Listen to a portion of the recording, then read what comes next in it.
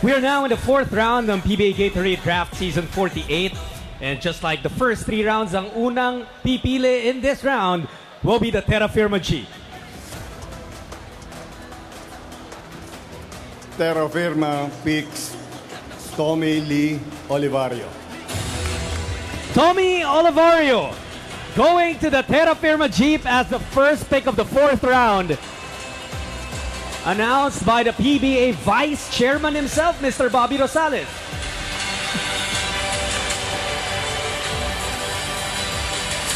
Tommy York Olivario, the first pick of round number 4. And he will have an opportunity to compete for a spot at Terrafirma. No, he was another vital member to the championship teams of Letran, another solid point guard backing up Fran Yu at that time. Hard-nosed guy. And, I think a lot of these PBA teams, when they look at the players, they look at guys who are winners, guys who've won championships in college, and Tommy is one of them. So, he could probably fight for a spot in this team and be one of their point guards. I think one of the experience of winning a championship will really add your value in Tommy Olivario. Steady point guard. He's not really as flashy as the rest of the point guards, but he gets the job done. And I'm sure that's one of the things that Terrafirma Jeep is looking for in a backup point guard. And with the next pick, let's send it back over to the stage. Para naman sa second pick ng fourth round, puntahan natin ang Blackwater Bossing. With the second pick in the fourth round, the Blackwater Bossing select Archie Concepcion. The MVP of the draft combine, Archie Concepcion, 37th overall pick ng PBA Gatorade Draft Season 48. He goes to the Blackwater Bossing. He showed out in the draft combine. Now he gets his name called in the fourth round. Archie Concepcion, the MVP of the draft combine, a known shooter. He could really slash. He has the experience also playing for Arellano. So malaking bagay din ito that he has given the opportunity. And I'm sure, for a team that's rebuilding with under Coach Jeff Carriazo, everybody has an opportunity to be part of that lineup. He's another guy who's paid his dues after a good career in Arellano, plays in the NPBL. He's also been playing very well for Pampanga. He is from Pampanga also. Talented wing. He can score. And again, it means something also to be the MVP in a draft combine. That's against everybody, all the 100+ people here in this draft. So, says a lot about Archie too. Yun yung pinag-uusapan natin. It is the perfect opportunity to showcase what you can bring to the table. That's where you added value. Yun yung sinasabi natin kanina. Individually, you were solid, but also you're a good team player. At that number, at the fourth round, again, we talk about those guys that are going to be lesser in that lineup. But again, waiting for that opportunity to happen for them. And of course, wag niyong iisnabin mga 4th and 5th rounders. Coach Topex, one of those guys, the legendary PJ Simon, another one. Kaya baka makahanap pa ang mga coaches natin in these succeeding picks. Let's go to the next one. We move forward to the third pick ng fourth round at ang pick na to belongs to the Rain or Shine Lasto Painters. The Rain or Shine selects JC Cullar. JC Cullar goes to the Rain or Shine Lasto Painters as the third pick of the fourth round of PBA Gatorade Draft Season 48. What I love about it, both coaches Topex and Charles napa-thumbs up sa isa't isa nang marinig yung Cullar. Obviously, JC Cullar is one of the products of Coach Charles, and he's really happy to have him on board because JC Cullar is somebody who's like a player's coach.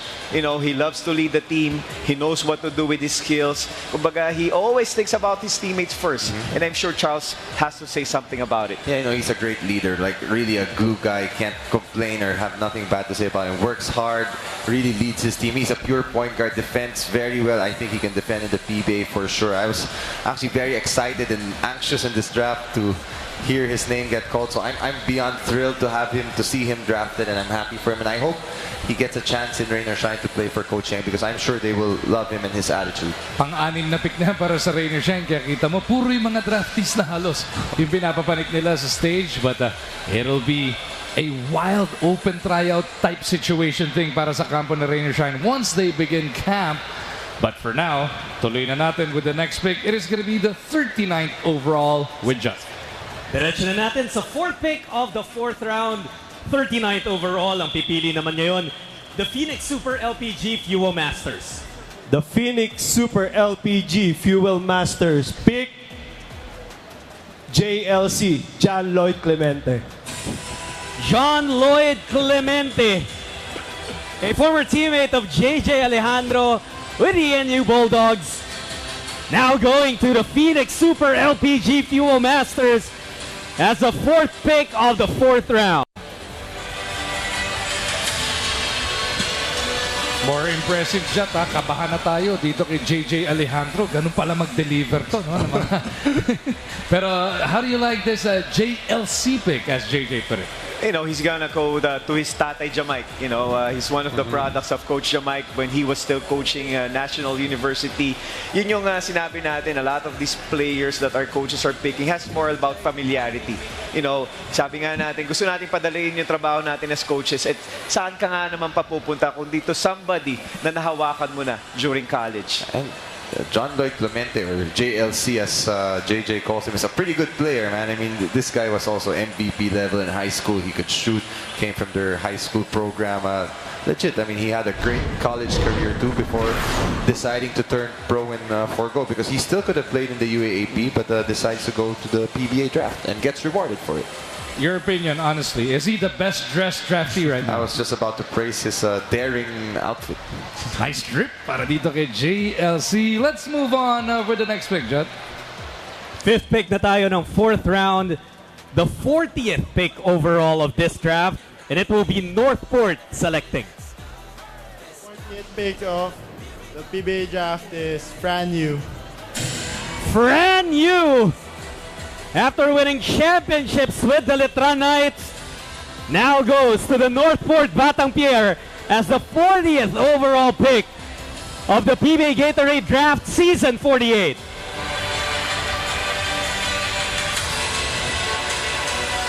Was there any doubt that we would hear the name Fran Yu be called today? Yeah, I was surprised that he ended up, you know, in the fourth round, because when you talk about Letran's championship, Magu, I mean, Fran Yu is the guy there. You know, he really brought this team to a different level.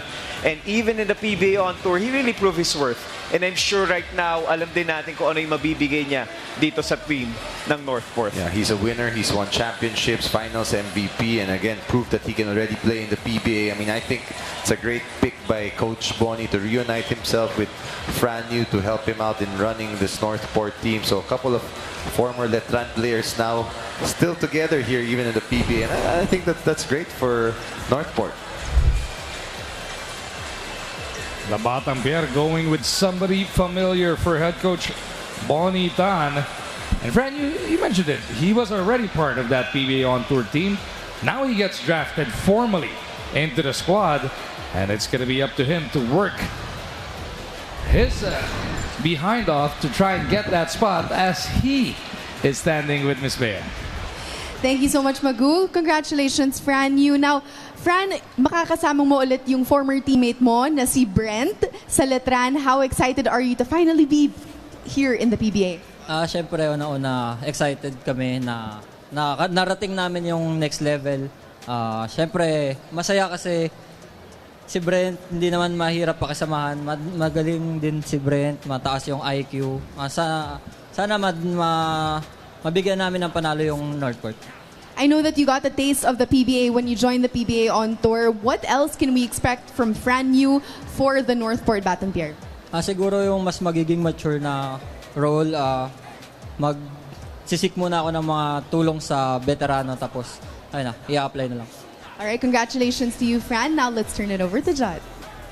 Thank you, Bea. Now we move forward to the next pick. It will be the sixth pick in the fourth round. And this selection will be made by the NLEX Road Warriors.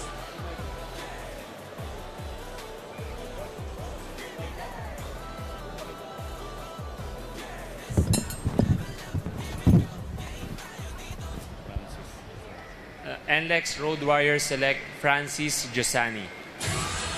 Francis Giussani goes to the NLEX Road Warriors. Siya yung 6th pick of the 4th round ng PBA Gatorade Draft Season 48.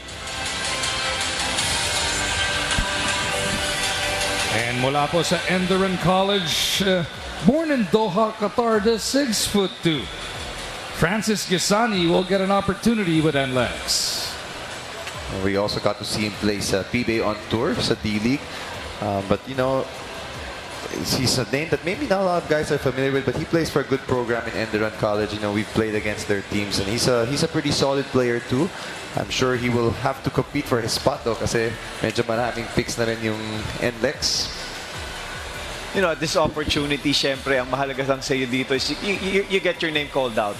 You know, getting your name called out will at least identify you with the PBA team that we will have the opportunity to slug it out with the rest of the players. Maganda rin dyan for the Enderun program. Nagkakaroon ng bunga yung kanilang pinagtatrabahuan doon. Absolutely. It's always nice for any program to see a name of a former player get called in a draft. It's an achievement for the player and also for the school.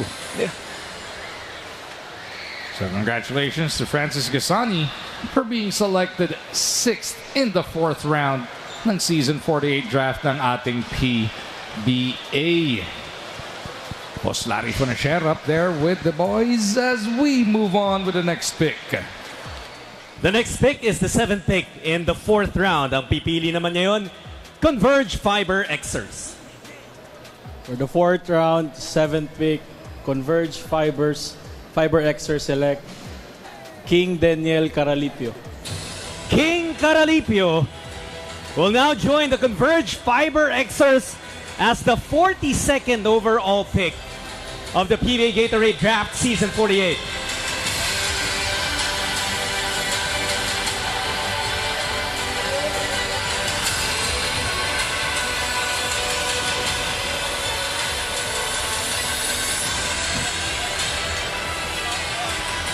So Caralipio, another guy from Colegio de San Juan de Letran. So mga suki ngayon Ateneo at Letran.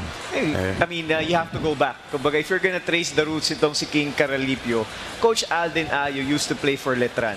He didn't only play for Letran, he also coached Letran. So he's really been following the careers ng mga batang ito. And again, an opportunity for Coach Alden to be one of his own, you know, products. I really like his game, Caralipio. Another, you know, thorn on my side amongst all those Letran boys winning their championships. But he's solid.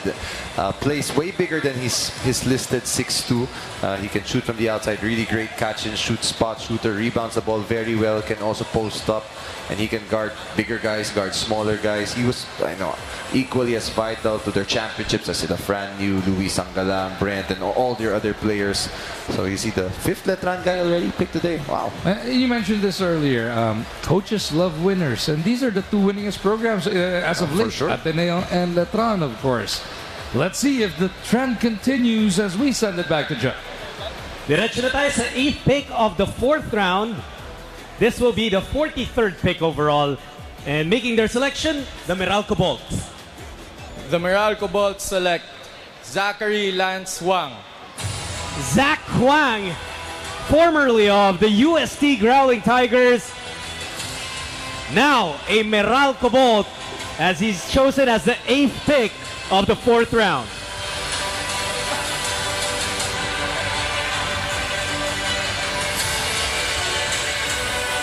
Gotta love it. Zach Huang, hearing his name called here. Galing pong UST, another Cebuano. In this draft class being selected, stands 6'2", has played in the D-League, of course, and is a natural 3. He plays hard, one of the hardest workers.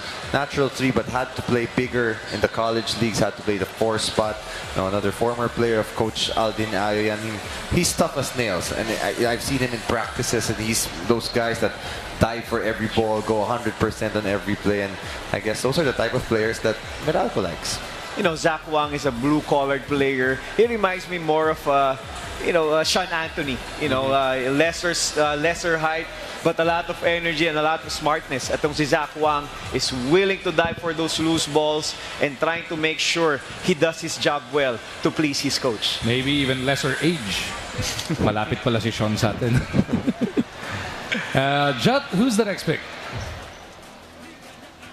With the ninth pick, initially belonged to TNT, but TNT has passed. So the ninth pick, we move forward with Magnolia, making their selection in the 4th round. Magnolia Chicken Templados Hot Shot select Ray Anthony Peralta. Ray Anthony Peralta going to the Magnolia Chicken Templados Hot Shots as the 44th overall pick of the draft.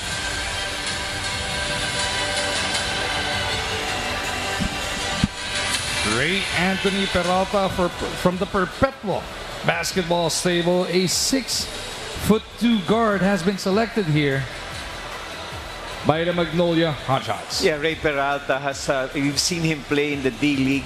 So for sure, that's one of the venues na nakita ito ng Magnolia that he's shown his wares. And I'm sure, again, another opportunity for somebody who really has the potential. Ika nga, Magu. Naalala ko pa siya when he was still playing for Perpetual in the NCAA in college. He was always a very good scorer. Then, of course, as you said, as you mentioned, pays his dues, works his way up in the D-League, in the MPBL, till he finally gets drafted here in the PBA. So it's a nice achievement for Ray. And you gotta love how a Mindanaoan in Gio Lalon called out another guy from Mindanao to be selected onto the PBA. So Peralta heading over to Magnolia. That team's been pretty solid throughout, especially on tour. He's going to have to compete for a spot. We'll see what happens come November 5th. For the penultimate pick of the 4th round, let's send it back over to Judd. This is going to be the 10th pick ng 4th round of the PBA Gatorade Draft Season 48. Making the selection will be Barangay Ginebra. With the 10th pick of the 4th round, Barangay Ginebra San Miguel proudly selects Franz Abuda. There will always be room for an Abuda in Ginebra. Franz Abuda going to Barangay Ginebra San Miguel as the 10th pick of the 4th round. Of course, with Coach Freddy already migrating and leaving, sabi nga ni Jut, may nawalang isang Abuda, may pumalit naman. I'm so happy for Franz Abuda to be given a chance here with Barangay Ginebra. Another utility player, just like what we call him. So happy with his role. You know, proud to be somebody who's not really part of the starters, who will never be a superstar or a starter sa isang team, but is always willing to slug it out with the rest of the players. Siyempre, fitting rin na si Coach Olsen yung nag-call out sa kanya. But yeah, going back to what Coach Topek said, he was so important to all those championship runs of San Beda. Not as the featured player, but doing everything that the coach wants, defending the best player, being a good passer. And you know, teams need guys like that on their roster. You know, isa pang katabi niya should be a role model for him. He built a career on becoming or being a role player. Jut for the last pick of the 4th. Ito na, the 11th pick of the 1st round, the final pick sa round na to. And it will belong to the San Miguel Beermen. San Miguel Beermen select Jayson Apolonio. Jayson Apolonio will go to the San Miguel Beermen. Announced perfectly by Simon and Ciso. Jayson Apolonio is the 46th overall pick dito sa ating PBA Gatorade Draft Season 48. You gotta tell Simon, though, he was about to break the internet there. Almost caught me too. I was like, oh, okay. So Apolonio will be joining the rich tradition over at the San Miguel Beermen, the winningest franchise in the history of the PBA. Another utility player itong si Jayson Apolonio. Showed his wares in the MPBL. You know, somebody who's just willing or waiting for that opportunity. At ito nga, napunta siya dito sa SNB. Also played for Letran previously.